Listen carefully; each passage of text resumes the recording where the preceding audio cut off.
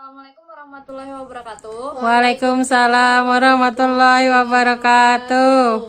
Terima kasih Ibu-Ibu sudah datang hari ini di acara pertemuan peningkatan kemampuan keluarga. Sama seperti bulan-bulan sebelumnya, kita pada hari ini akan membahas modul 8, yaitu tentang mendukung pemetaan potensi keluarga dan rencana aksi dalam pencegahan dan penanganan stunting. Jadi pada modul sebelumnya kan kita membahas tentang pencegahan dan penanganan stunting melalui kebersihan diri dan lingkungan. Nah, pada hari ini kita akan membahas lagi tentang tadi pemetaan kemampuan diri dan keluarga serta lingkungan sekitar untuk pencegahan dan penanganan stunting.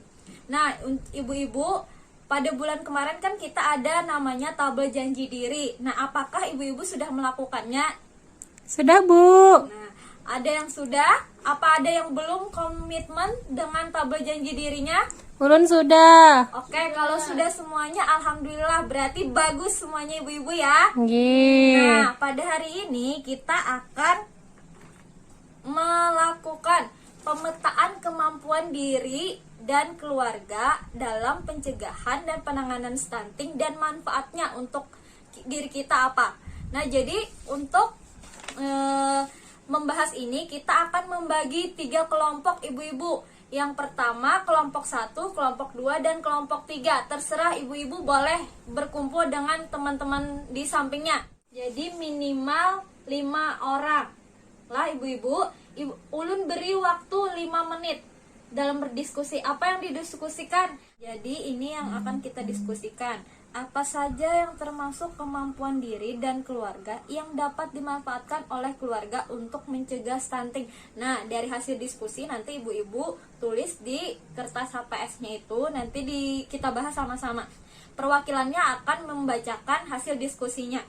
Ulun beri waktu 5 menit dari sekarang. Ibu-ibu, apakah sudah selesai diskusinya? Sudah, Bu. Nah, sekarang perwakilan kelompoknya akan memberikan hasil diskusinya lah, atau membacakan hasil diskusinya ke depan. Ulun baca di sini juga pula. Boleh. Yang pertama, Ibu, apa hasil diskusinya? Oke, untuk kelompok 1 tadi sudah menyampaikan hasil diskusinya. Yang pertama apa tadi, Ibu? Memberikan AC eksklusif. Iya, benar. Yang kedua adalah tadi memberikan makanan dengan gizi yang seimbang. Nah, itu juga benar, Ibu. Yang ketiga juga ibu hamil selalu memeriksakan kandungannya setiap bulan ke posyandu atau puskesmas terdekat. Nah, itu sudah benar. Jadi ibu-ibu sudah menjawab dengan benar ya ibu-ibu. Aplaus dulu untuk ibu-ibu. Jadi dapat disimpulkan dari hasil diskusi tadi, yaitu untuk mengenali potensi diri dan keluarga melalui contoh-contohnya seperti apa yang ibu sampaikan tadi. Dan juga ini ibu-ibu, ibu makan makanan bergizi selama kehamilan. Nah, itu juga salah satu untuk mencegah stunting lah. Yang kedua, ayah memberikan dukungan saat ibu hamil. Yang ketiga, ibu hamil sehat selalu dengan tadi memeriksakan kandungannya dan makan makanan yang sehat. Yang keempat, ASI ibu berjalan lancar atau ASInya aman. ASInya terus mengalir. Kelima adalah keluarga memanfaatkan bantuan sosial yang diterimanya untuk meningkatkan gizi anak. Jadi, duit bantuan yang pian dapat itu kita belikan atau kita belanjakan bahan-bahan makanan untuk memenuhi gizi seimbang pada anak.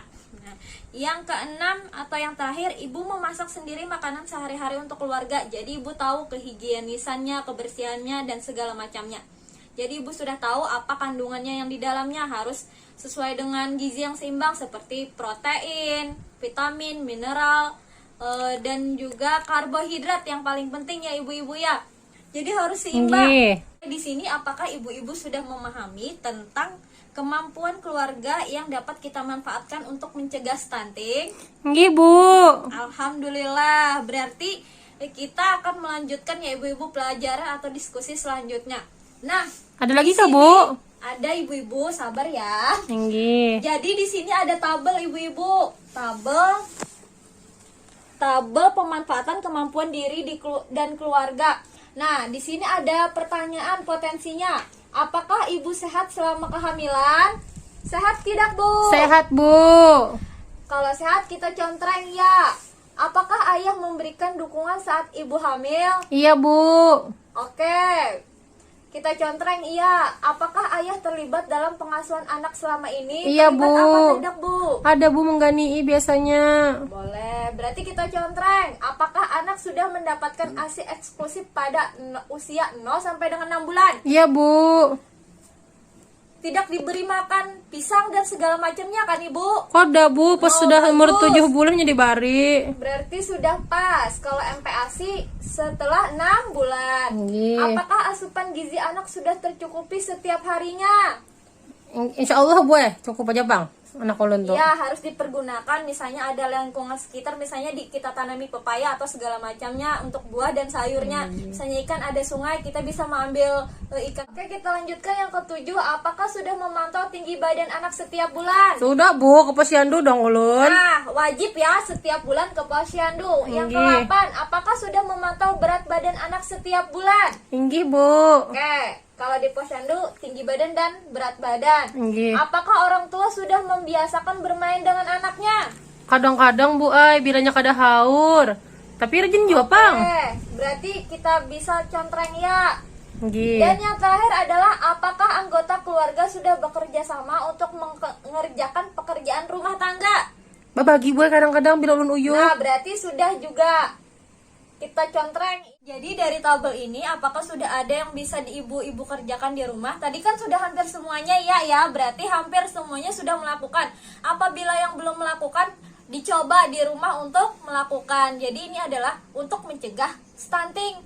Jadi ibu-ibu, individu dan keluarga memiliki potensi kemampuan yang dapat dilakukan dan dimanfaatkan untuk mencegah dan menangani stunting. Bukan dari orang luar aja, tetapi dari diri ibu sendiri pun ibu-ibu sudah bisa dapat mencegah dan menangani stunting dengan cara kayak gini tadi ya ibu-ibu ya. Sudah paham ya? Kalau sudah paham berarti kita akan melanjutkan lagi ibu, pemetaan sumber daya lingkungan sekitar. Nah ibu-ibu, nah kalau sudah selesai ibu-ibu, kita akan menuliskannya di tabel identifikasi jenis manfaat sumber daya. Yang pertama tadi apa ibu-ibu? Lahan atau pekarangan yang luas. Pesan buat tanaman le Bu. Iya benar, bisa bertanam. Nanam buah, sayur, ulun Bu sayur.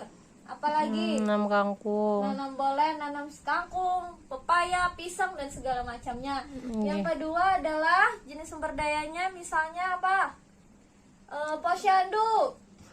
Posyandu atau fasilitas pelayanan kesehatan dan pendidikan misalnya. Oh, kesan ulun Bu anak sebulan sekali ke Iya, posyandu. untuk memeriksakan pertumbuhan dan perkembangan anak di posyandu. Oh, inggih. Yang terakhir apa? Bantuan sosial. Oke, bantuan sosial. Bantuan sosial itu termasuk dalam program-program bantuan pemerintah. Nang dapat duit tiap bulan kah Bu? Iya, nah tiap itu. 3 bulan toh Bu, Nah, salah-salah ulun. itu misalnya kayak sejenis PKH atau BPNT. Dapat baras, ya, Bang, ya. Bu? Ya, itu namanya BPNT, Ibu. Oh, inggih. Jadi BPNT kan sudah ada beras dan segala macamnya. Bantuan PKH pun bisa dipergunakan untuk memenuhi gizi seimbang pada anak dengan membelikan duit PKH itu sayur, buah, ikan, karbohidrat dan lain-lainnya ya Ibu ya. Nggih. Jadi kalau yang lainnya apakah ada lagi Ibu? Oke, sungai. Sungai untuk apa ibu-ibu? Mencari Mengunjun. ikan atau mengunjun boleh, mencari ikan.